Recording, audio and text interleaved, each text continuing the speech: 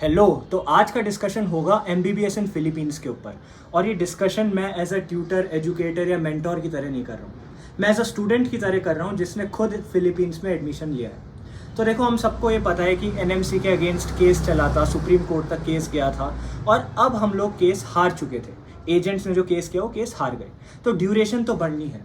तो आज हम इस वीडियो में ये डिस्कस करेंगे कि ड्यूरेशन कितनी बढ़ेगी, अगर ड्यूरेशन बढ़ेगी तो हम पे क्या इम्पैक्ट आएगा, ड्यूरेशन बढ़ने के उपाय क्या हैं, वैलिडिटी हम कैसे कर सकते हैं, क्या इंडिया में वैलिड होगा क्या नहीं होगा, वैलिड नहीं होगा तो हमारे पास अवेलेबल ऑप्शंस क्या है, दूसरी कंट्रीज में जो ट्रांसफ़र होता था क्या वो इस समय पे, अब जब एक और बार नीट हो गया, क्या वो पॉसिबल है, और फाइनली लाइसेंस का क्या चक्कर है। क्योंकि हमें भारत सरकार ने बोला है कि हमें जिस कंट्री में, होस्टिंग कंट्री में जहां हमने एमबीबीएस किया है वहां का लाइसेंस चाहिए, तब इंडिया का लाइसेंस मिलेगा। तो सबसे पहली बात ड्यूरेशन की। तो एनएमसी, देखो हम स्टार्टिंग से अगर डिस्कशन करें तो एनएमसी के खिलाफ जो कोर्ट केस था उसमें सबसे बड़ी बात तो यही थी ना कि एनएमसी ने बोला कि तुम्हारा एमबीबीएस 54 मंथ्स की पढ़ाई का होना चाहिए।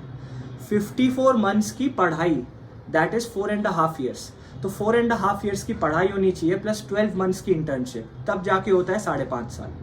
फिलीपींस में क्या होता था, फिलीपींस में यूएस पैटर्न फॉलो होता है जिसको कहते हैं बीएस प्लस एमडी। अब जैसे मैं बीएस में हूँ अभी, बीएस जिसमें साइकोलॉजी पढ़ते हैं, हम साइकोलॉजी मेजर बनते हैं, तो होता है बीएस। लेकिन वहाँ दिक्कत ये, टोटल ड्यूरेशन तो 5.5 साल है क्योंकि बीएस 1.5 ईयर है और प्रॉपर एमबीबीएस जिसको वहाँ एमडी बोलते हैं वो 4 ही साल की है। अब वो 4 साल की एमडी में भी दिक्कत ये, 3 साल पढ़ाई 1 साल इंटर्नशिप। तो ये तो कम्प्लीटली फॉलो नहीं कर रहे हैं इंडियन स्टैंडर्ड्स को, क्योंकि इंडिया ने बोला 4.5 साल पढ़ाई 1 साल इंटर्नशिप, यहाँ और ये 3 साल पढ़ाई, तो 1.5 ईयर शॉर्ट पढ़ रहे हैं। तो अगर ड्यूरेशन बढ़ती है तो 1.5 ईयर्स के लिए बढ़ेगी। लेकिन एजेंट अगर ये चीज़ बोलेंगे तो वो क्या बोलते हैं, बाद में ड्यूरेशन बढ़ाएंगे तो बच्चे तो भागने लगेंगे कि यार 7.5-8 साल ड्यूरेशन बढ़ रही है, कौन पढ़ेगा वहाँ पे। तो उन्होंने क्या उपाय निकाला, उन्होंने बोला कि हम इंट्रामेड जैसी चीज़ें चालू कर देंगे जिसमें नॉन क्लिनिकल सब्जेक्ट्स इंट्रोड्यूस कर देंगे हम बीएस के साथ। अब ये थ्योरेटिकली तो बहुत अच्छा लग रहा है, लेकिन आप एक बात बताओ, बीएस में अगर आप ये सब इंक्लूड कर रहे हो तो भारत सरकार ने तो बोला है कि बीएस वैलिड ही नहीं है, बीएस को हम एक्नॉलेज ही नहीं करते। तो आप इसको पूरा क्या बोलोगे, आप ये बोलोगे कि हम एमडी में घुस गए, क्योंकि अगर हम एमडी में घुसे तो हमारी बैक डेट डलेगी। एंड ऑलरेडी 2021 का बैच, मतलब हमसे सीनियर जो बैच है 2020 का बैच 21 में एमडी में घुसा, उनका ईयर चालू हो गया एमबीबीएस का। तो आप लोग ये कहना चाह रहे हो कि हम उनके साथ करेंगे, क्योंकि ये तो कोई क्लॉज ही नहीं बन रहा है।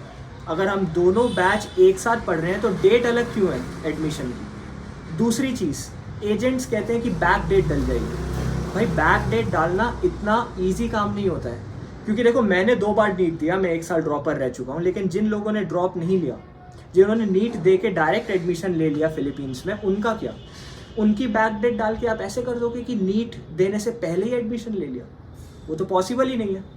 तीसरी चीज़, लाइसेंस की बात करते हैं। तो पता है आपको, फिलीपींस के लॉज में एक लॉ है जिसको रेसिप्रोकल लॉ कहते हैं। अब अगर मुझे वो मिलता है तो मैं यहाँ स्क्रीनशॉट इंसर्ट कर दूंगा। रेसिप्रोकल लॉ ये कहता है कि फिलीपींस की गवर्नमेंट उन्हीं कंट्रीज़ के स्टूडेंट्स को, फॉरेन मेडिकल ग्रेजुएट्स को अपना लाइसेंस देगी जो कंट्रीज़ फिलीपींस के नागरिकों को अपना लाइसेंस देती हैं। अब भारत नहीं देता फिलीपींस के नागरिकों को अपना लाइसेंस, तो फिलीपींस क्यों देगी भारत के नागरिकों को। और एनएमसी के कुछ ऑफिशियल्स ने ये बोला कि जब तक होस्टिंग कंट्री का लाइसेंस आपको नहीं मिलेगा तब तक इंडिया आपको लाइसेंस नहीं देगी। तो ये भी एक कंट्रोवर्शियल बात है, ये भी एक डिस्कशन का पॉइंट है। तो आपको पूछना चाहिए ना ये अपने कंसल्टेंट से, क्योंकि मैं भी पूछता हूँ लेकिन कंसल्टेंट्स कॉल नहीं उठाते हैं, वो रिस्पॉन्ड नहीं करते हैं प्रॉपरली, और ये भी एक बहुत बड़ा ड्रॉबैक है। अब देखो, कंसल्टेंट्स के लिए वो पूरा बिजनेस पॉइंट ऑफ व्यू है, क्योंकि मेजॉरिटी ऑफ कंसल्टेंट्स, और मैं डिसरिस्पेक्ट की तरफ से नहीं बोल रहा हूँ, लेकिन अगर 99% कंसल्टेंट्स की बात करें तो उन्हें कुछ नहीं पता होता मेडिकल करियर के बारे में। वो एज अ बिजनेसमैन, वो एज अ एजेंट ही एक्ट करते हैं, वो डॉक्टर नहीं है, उनको नहीं पता मेडिकल जर्नी कितनी लंबी है, कितनी हार्डशिप्स के थ्रू जाना पड़ता है, उनको पैसों से मतलब होता है। तो जब तक इन क्वेश्चंस के आंसर नहीं मिलते तब तक हमारा एमबीबीएस एक तरीके से अटका हुआ है। अब लोग कहते हैं कि यार क्यों ड्यूरेशन बढ़ानी थी।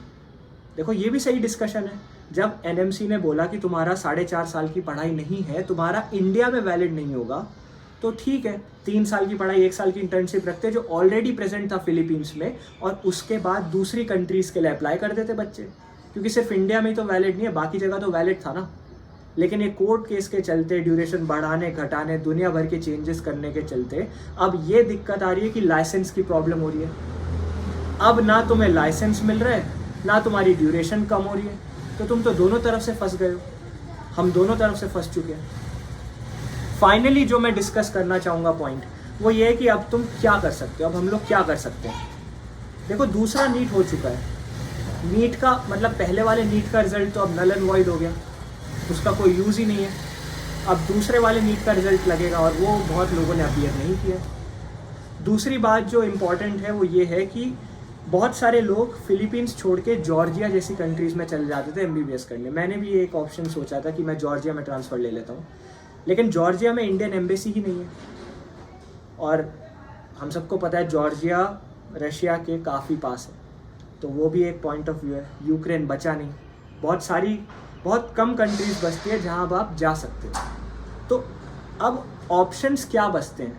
अगर इंट्रामेड चालू होते हैं और नॉन क्लिनिकल सब्जेक्ट्स एनाटॉमी जैसे अगर इंट्रोड्यूस हो जाते हैं BS में, तो क्या BS को MD कहलाएंगे ये?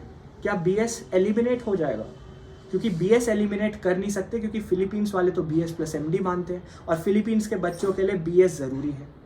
अब इसको इस तरीके से देखो, अब बहुत लोग कहते हैं कि 10,000 15,000 बच्चों का फ्यूचर ख़राब हो रहा है, भारत सरकार ऐसा नहीं होने देगी। आपको पता है 17-18 लाख लोग नीट देते हैं और गवर्नमेंट सीट्स खाली 40-50 हज़ार है, ज़्यादा से ज़्यादा 70,000 सीट्स हैं। बाकी बच्चों का क्या? और रही बात 10 से 15 हज़ार बच्चों की, तो भारत में हर दूसरे दिन इतने बच्चे पैदा हो जाते हैं। तो खाली इमोशनल या सिंपैथी की तरफ से तो आपको कोई आंसर नहीं मिलने वाला है, सिर्फ लॉजिकल रीजनिंग के बेसिस पे आप आंसर्स ढूंढो। इन सारी बातों को ध्यान में रखते हुए बहुत कम चीज़ें हैं जो हमारे हाथों में हैं, तो we can only sit tight and hope कि ड्यूरेशन ज़्यादा नहीं बढ़ती, क्योंकि ड्यूरेशन बढ़ने से बहुत सारे नेगेटिव इफेक्ट्स होंगे यार। बहुत सारे मेरे साथ के लोग 20 ईयर्स के हैं, 19, 20, 21 साल के हैं, उन्होंने ड्रॉप लिया 2-3 बार और अब एडमिशन लिया लास्ट ऑप्शन की तरह। उनकी एज का क्या? अगर 7.5-8 साल लगते हैं, और अब तो PG आ गया, नीट PG की जगह, सॉरी अब तो नेक्स्ट आ गया नीट PG की जगह। अब नेक्स्ट 1 नेक्स्ट 2 होगा, नेक्स्ट 1 के बाद 1 साल की इंटर्नशिप होगी, तो इंडिया में आने के लिए वो 1 साल की इंटर्नशिप भी करनी पड़ेगी आपको। तो ड्यूरेशन तो बढ़ती चली जाएगी ना ऐसे। तो हमें कोई सॉलिड आंसर चाहिए इन चीज़ों का, और वो सॉलिड आंसर तब आएगा जब एजेंट्स डायरेक्टली आपके क्वेश्चंस का आंसर करेंगे। एक ट्रांसपेरेंसी होगी आपके और आपकी यूनिवर्सिटी के बीच में, जो एजेंट्स अलाउ नहीं करते। ये सारी दिक्कत है MBBS एंड फिलीपींस के साथ। अब वो वैलिड होता है कि नहीं, उसके लिए हम फर्दर डिस्कशन अगली वीडियो में करेंगे।